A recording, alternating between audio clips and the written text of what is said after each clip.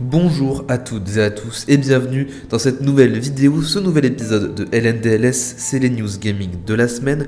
Cette semaine, on a enfin un petit peu de news jeux vidéo, ça fait très longtemps qu'on n'en a pas eu, c'est pour ça que j'ai pas sorti de vidéo, parce que honnêtement, le monde du JV est assez calme depuis peu, on attend vraiment que ça reprenne, parce que là on s'ennuie un peu.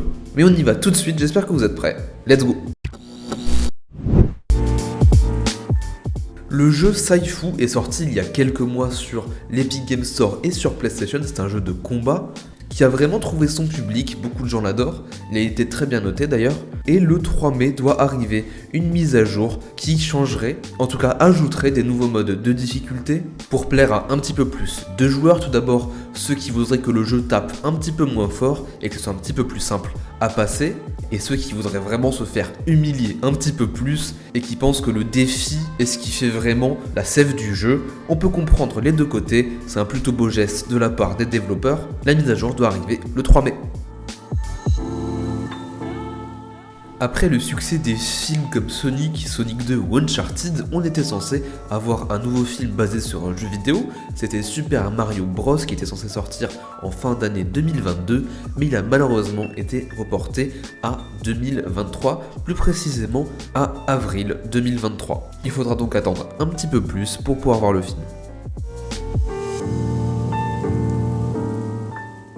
Une mise à jour très attendue de la PS5 est enfin arrivée, c'est la mise à jour du VRR, le Variable Refresh Rate, aussi connu en français sous le nom de taux de rafraîchissement variable, qui permet maintenant à des jeux comme Spider-Man Miles Morales ou même Ratchet & Clank Rift Apart. Là je mets des exemples de jeux Insomniac parce que c'est surtout Insomniac qui profite pour l'instant de cette mise à jour, car maintenant leurs jeux qui sont en mode ouvert et qui possèdent du ray tracing et beaucoup d'effets très gourmands peuvent maintenant tourner à 120 fps grâce à ce VRR, à ce taux de rafraîchissement variable qui permet du coup à la console de pouvoir augmenter les fps dans un jeu, souvent très gourmand.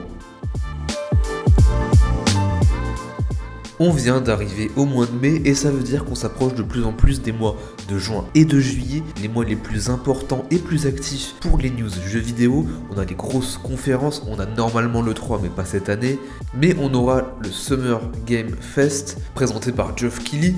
Et dans toutes ces grosses conférences, on a d'abord, le premier à les annoncer, c'est Xbox qui annonce un Xbox Game Showcase qui arrive le 12 juin à 19h plus exactement, qui présentera donc des jeux Xbox et Bethesda, des nouvelles annonces et des updates sur des jeux déjà présentés. Ça y est, la machine est lancée, j'ai vraiment hâte de voir le reste des annonces.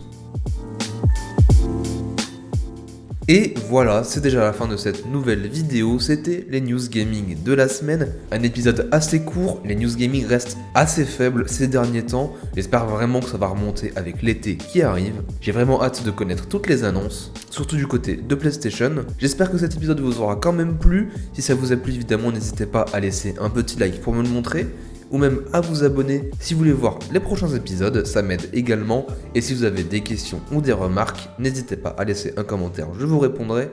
Sur ce, je vous dis à la semaine prochaine, bye bye.